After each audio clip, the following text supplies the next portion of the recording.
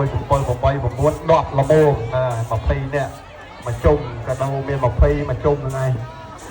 ហើយទៅពេលទៅអត់ឡាព្រាទេខ្ញុំអក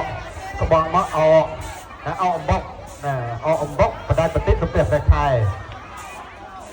ចាំស្ដាប់លក្ខន្តិកៈរបស់គណៈកម្មការបើអួលដងខ្ចីមានណាអស់មុនចាំមើលរសជាតិយ៉ាងម៉េចហើយក្រុមតន្ត្រីនៅពេលដែលអូពេរទ័រត្រៀមនៅពេលដែល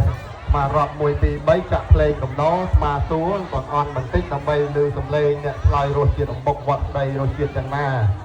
ស្នាដៃបុកនឹងបែកញើសឃ្លីហើយថ្ងៃនេះតំណាងឲ្យតន់ងូចទឹកដាក់ម្សៅភេសជ្ជមកតន់មួយត្រៀមរាប់លេខាលេខលេខចេញអស់សិនបងអង្គកំតន់ទឹកទី1ងាប់ហើយយកក្បងមួយដៃនឹងអួលគ្នាងាប់ហើយដូចតងទឹកគ្នាអញ្ចឹងយកជូតដៃផងយកណា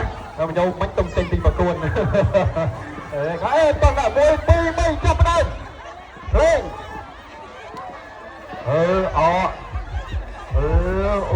តាពេលណាយក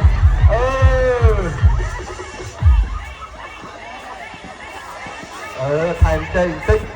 ហ្នឹងហើយថែមចេញអាយ៉ាបញ្ចុកនៅគោរសជាតិឆ្ងាញ់ទៅបុក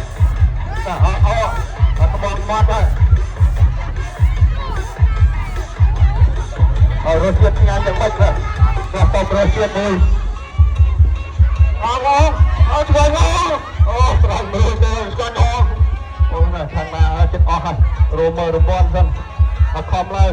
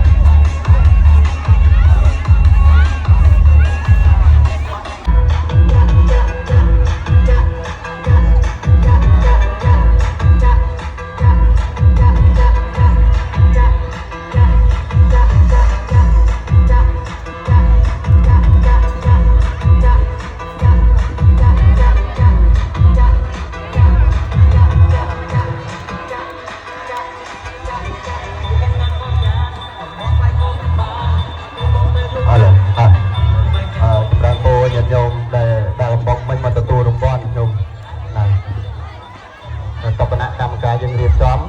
ហើយក្រុមភ្លេងថាដៃអត្រៀមបងបាត់មកទទួលរង្វាន់មក